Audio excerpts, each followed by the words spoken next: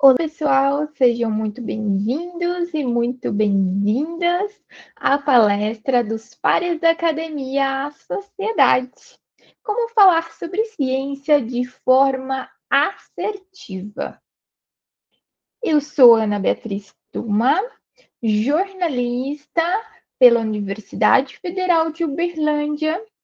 Tenho especialização em comunicação empresarial pela Universidade Metodista de São Paulo e sou mestre em divulgação científica e cultural pela Universidade Estadual de Campinas e doutora em Ciências da Comunicação pela Universidade de São Paulo. Bom, o que nós vamos abordar nesta palestra, pessoal? Primeiro, temos que saber o que é ciência, afinal, para aí depois nós abordarmos duas formas extremamente relevantes de falarmos sobre ciência. Por fim, nós teremos contato com algumas dicas para continuarmos aprendendo sobre o assunto desta palestra.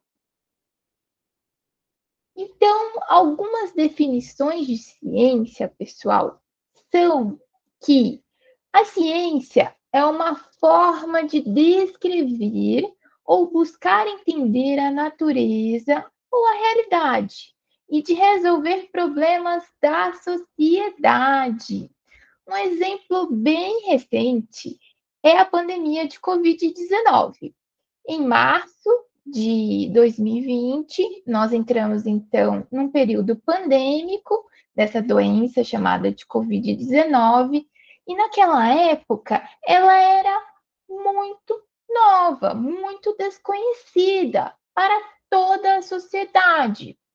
E os cientistas, de uma maneira geral, estavam focados na produção de pesquisas voltadas para essa doença e especialmente, em criar, em produzir uma vacina contra a Covid-19. Com muita pesquisa, conseguiu-se, então, gerar essa tão almejada vacina, chegando, então, num segundo ponto da definição do conceito de ciência, que é realmente a ciência gerar conhecimento novo. Quando a gente faz uma pesquisa científica, a gente sempre gera esse tipo de conhecimento.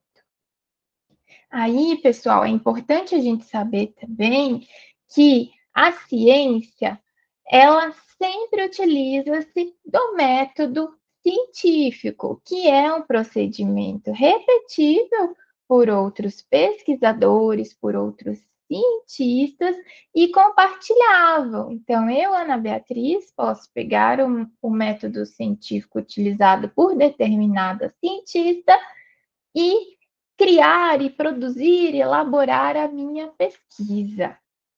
Daí, a ciência, com a utilização desse método científico, ela busca ser objetiva, tentando retirar toda e qualquer subjetividade do processo de fazer ciência, desse processo científico.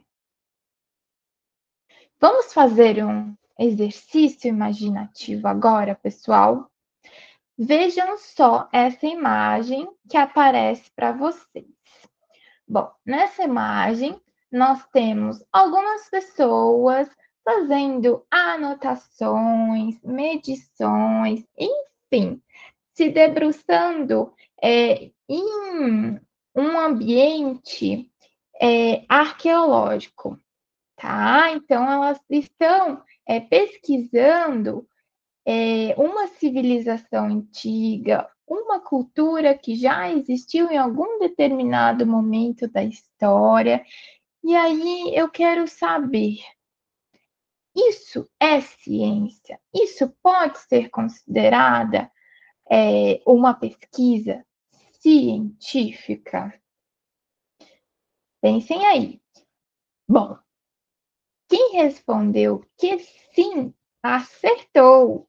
Porque, por mais que a gente esteja falando aqui de uma ciência humana, que no caso é a arqueologia, tocando em questões, da humanidade, isso é ciência, porque está sendo utilizado o método científico, está sendo gerado um conhecimento novo, eles estão buscando ser objetivos.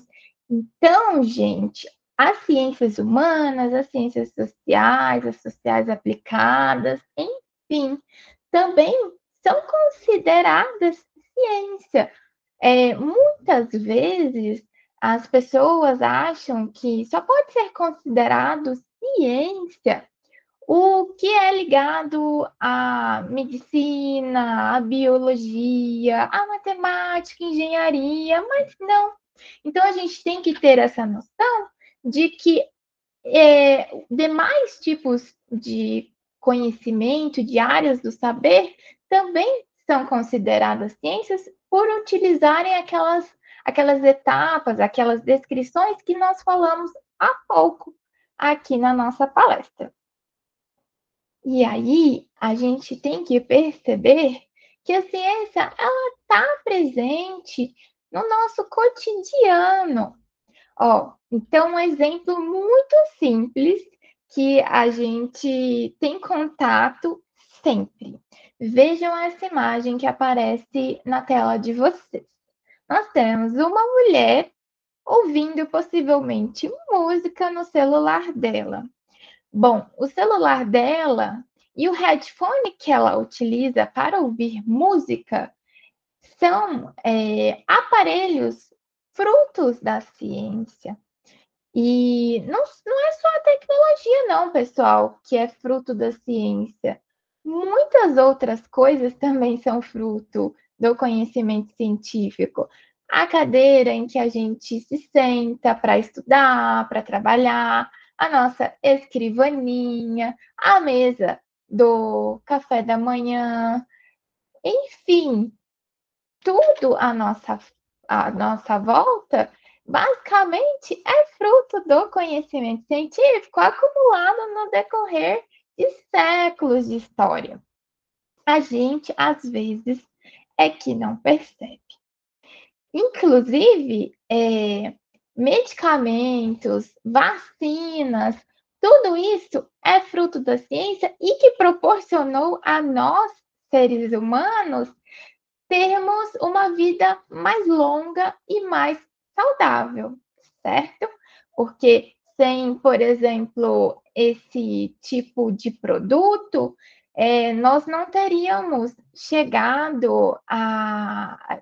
Não teriam muitas pessoas, né, conseguido chegar até 80, 90 anos, porque contraiu, de repente, uma infecção bacteriana e se não tivesse o acesso ao antibiótico, possivelmente não teria conseguido se curar. Então, esse é um exemplo. E a própria vacina da Covid-19, inclusive, proporcionou que a gente pudesse ir saindo pouco a pouco do isolamento social que nós vivemos profundamente nos anos de 2020 e 2021.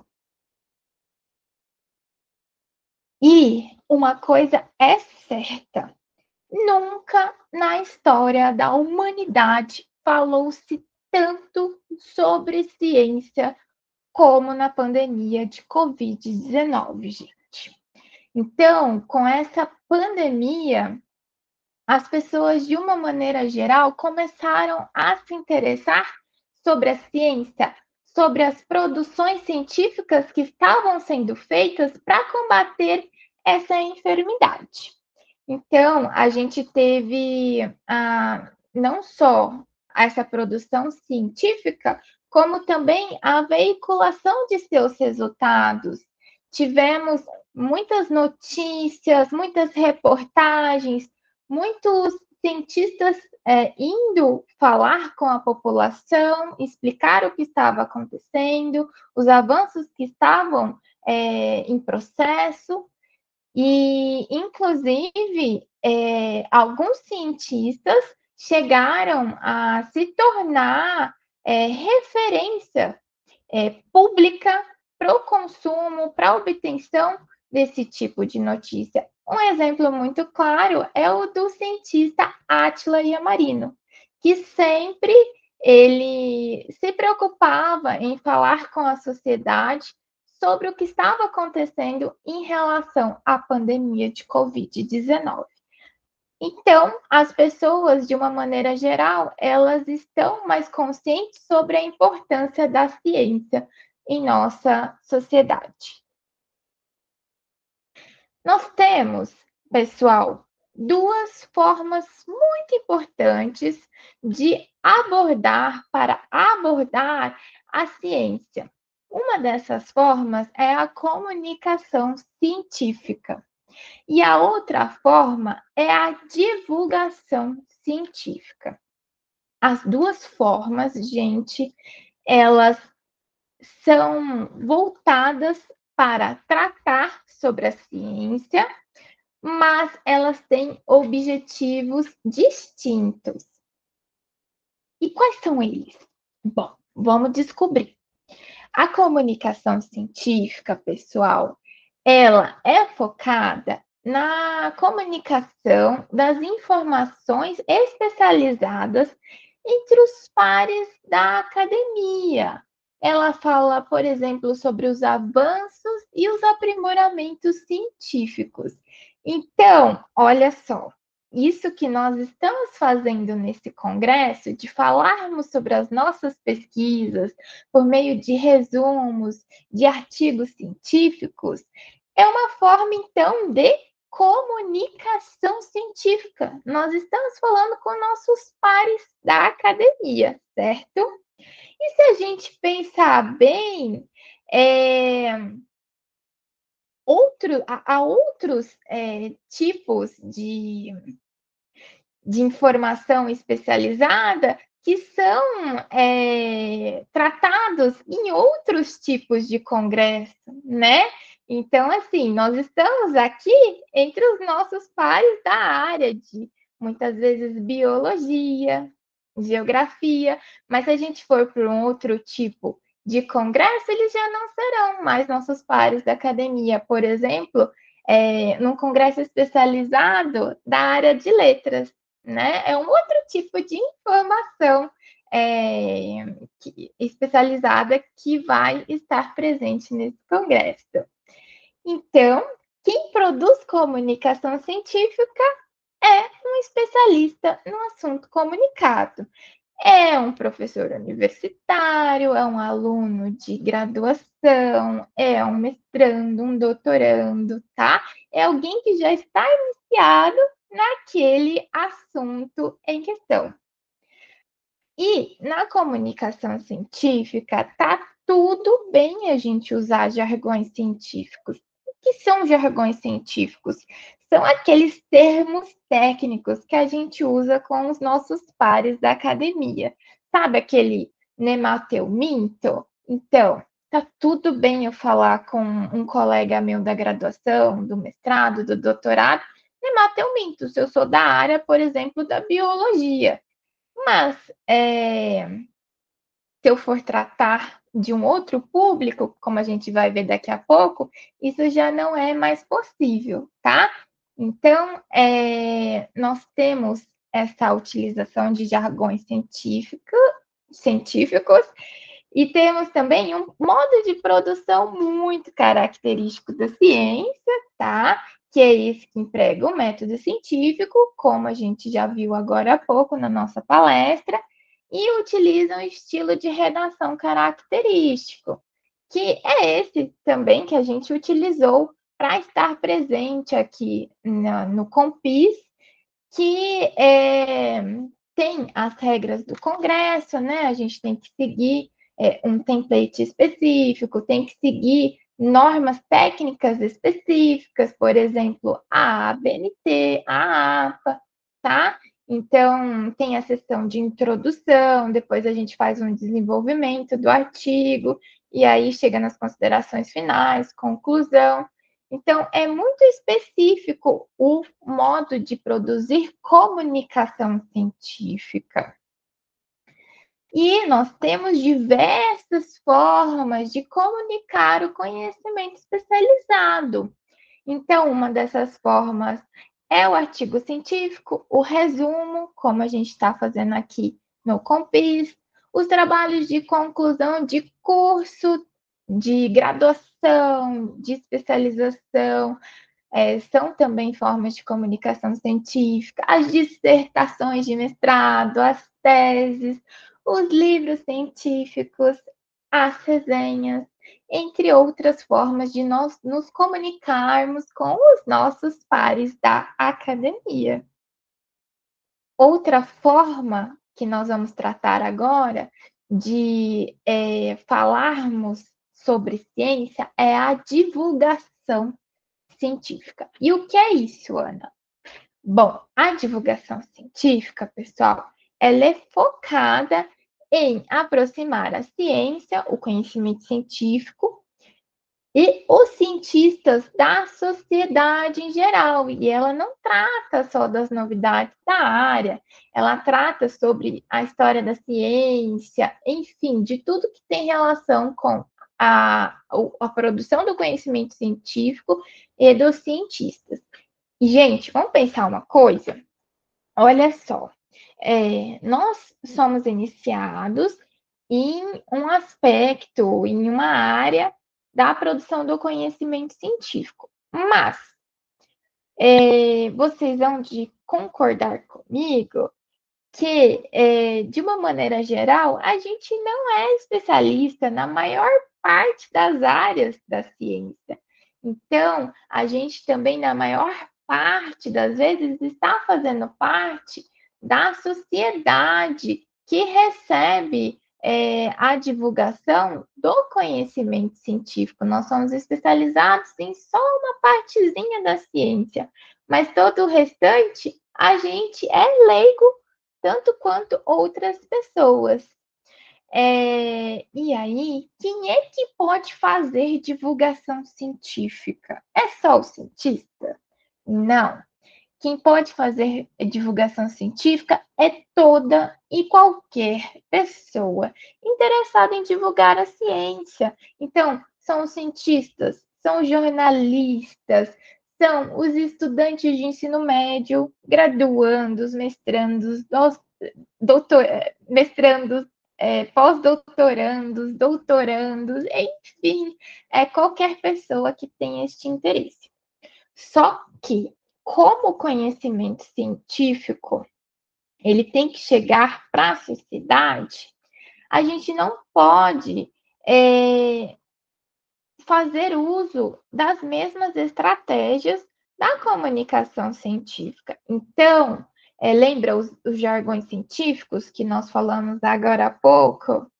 Então, eles aqui não vão caber, tá, pessoal? Não vou conseguir utilizá-los para que a minha divulgação da ciência seja de fato assertiva. Então, eu vou ter que fazer uma espécie de tradução desse jargão científico. Então, ao invés de falar, vamos pegar aquele nosso exemplo de agora há pouco, o nemateuminto. Em vez de falar nemateuminto, é melhor eu falar verme, é um tipo de verme, tá? Para que a população entenda o que é. Então, popularizar a linguagem científica para as pessoas, combinado? E aí, também, fazer comparações é muito útil para que a gente consiga fazer com que as pessoas visualizem o que a gente está abordando na divulgação científica. Então, podemos comparar, de repente, a Terra com uma bola de futebol, ou de repente um átomo com uma ervilha. Fazer esses tipos de comparação ajudam muito na visualização do conteúdo. Outra estratégia que também é muito legal para a gente fazer divulgação científica é utilizar a arte para falar de ciência. Como é isso, Ana? Bom, então vamos pensar. Nós podemos utilizar filmes, músicas, séries, livros de literatura, quadros, exposições artísticas, enfim, uma gama muito grande de manifestações artísticas para abordar a ciência. Um exemplo, nós podemos pegar os filmes da franquia Jurassic Park para abordarmos paleontologia, para abordarmos os dinossauros. É, e isso é muito interessante porque a gente pega esses filmes, enfim, e mostra para as pessoas, para a sociedade, o que tem de ciência ali, o que está sendo falado sobre o conhecimento científico, sobre paleontologia em específico, fazendo com que a nossa divulgação científica se torne assertiva, palatável, atrativa para as pessoas em geral. E, como na comunicação científica, nós também temos uma extensa gama de produtos que podem ser utilizados aqui na divulgação científica, tá, pessoal? É, inclusive, ó que legal, se vocês desejarem, vocês podem pegar o resumo, o artigo científico publicado aqui no Compis e transformá-lo em uma divulgação científica. Então, transformar a comunicação científica de vocês aqui no Compis em um produto de divulgação científica para atingir a sociedade, para que as pessoas entendam o que vocês vêm produzindo de ciência. E aí, ó, a gente tem vários meios e linguagens de comunicação para isso. Alguns exemplos aqui, ó, é o Instagram. O Instagram é super legal para fazer divulgação científica, porque você tem várias ferramentas dentro dele. Então, por exemplo, nós temos os stories, que são fotografias, imagens em geral, vídeos curtos, que ficam até 24 horas disponíveis para as pessoas consumirem o conteúdo. E aí, esses stories também eles podem ser salvos nos destaques do Instagram. Então, depois que acaba essas 24 horas, eu consigo transformá-lo em um destaque ali. Então, se eu tenho, por exemplo, um perfil sobre biologia, medicina, eu posso ter um destaque lá no meu Instagram, um conteúdo arquivado ali, só sobre vacinas, tá? Ou só sobre a vacina de Covid-19, enfim. E o Instagram também permite que vocês façam vídeos curtinhos, de cerca de 90 segundos de duração, no máximo. Nós também temos a possibilidade de fazermos enquetes, que é muito legal, tá? Na divulgação científica, isso é sempre importante, porque a gente consegue ver se as pessoas estão entendendo o nosso conteúdo, estão gostando dele, se elas sugerem que a gente aborde algum tema específico dentro do nosso perfil do Instagram. Então, é bem relevante a gente levar em conta o Instagram. O Twitter também, ele é bastante pertinente para fazer divulgação científica. Ele tem uma proposta diferente do Instagram, né? Ele é mais baseado em texto, são 280 caracteres de texto por vez que vocês podem colocar ali. Contudo, vocês podem fazer também o que a gente chama aqui no Brasil de fios. O que é isso? É um texto de 280 caracteres, seguido por outro texto de 280 caracteres, e assim por diante, para explicar algum conteúdo científico. O Instagram também permite que vocês coloquem vídeos, GIFs, imagens, enfim, tá? Mas ele é mais o Instagram não, desculpem, o Twitter, mas ele é mais baseado mesmo na questão do texto escrito. Também temos o YouTube como excelente ferramenta de divulgação científica. Então, temos vários canais no YouTube do Brasil e mesmo do mundo que abordam a divulgação da ciência. Trago para vocês o Science Blogs Brasil, tá? Que é um coletivo de divulgadores de ciência aqui do nosso país, que trazem diferentes tipos de canais. Então, nós temos canais no Science Vlogs Brasil de arqueologia, paleontologia, focado em biologia. É bem interessante que vocês tenham contato com esse tipo de conteúdo para saberem como está sendo como está sendo feita a divulgação científica aqui no nosso país e aumentarem o repertório de vocês nesse sentido, tá? Então, se vocês não conhecem o Science Blogs Brasil, pois eu convido vocês, após a nossa palestra, para irem lá no YouTube e, enfim, se divertindo, consumindo a ciência, a divulgação científica que está sendo produzida nesse coletivo. Outro exemplo de produto que pode ser utilizado para fazer divulgação científica é o podcast. O que é um podcast? O podcast, ele é um arquivo de áudio que pode ser consumido onde e quando eu quiser. Então, de forma assíncrona. Isso é muito legal, porque, por exemplo, eu posso produzir esse conteúdo hoje, postá-lo amanhã no meu Spotify, né? No meu canal do Spotify, do Deezer, enfim.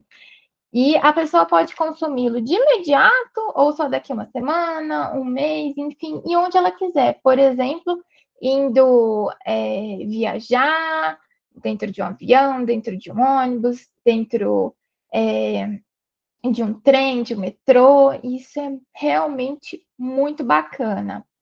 Um exemplo de canal, um exemplo de podcast é o Dragões de Garagem, que é um dos podcasts de divulgação científica mais antigos aqui do Brasil.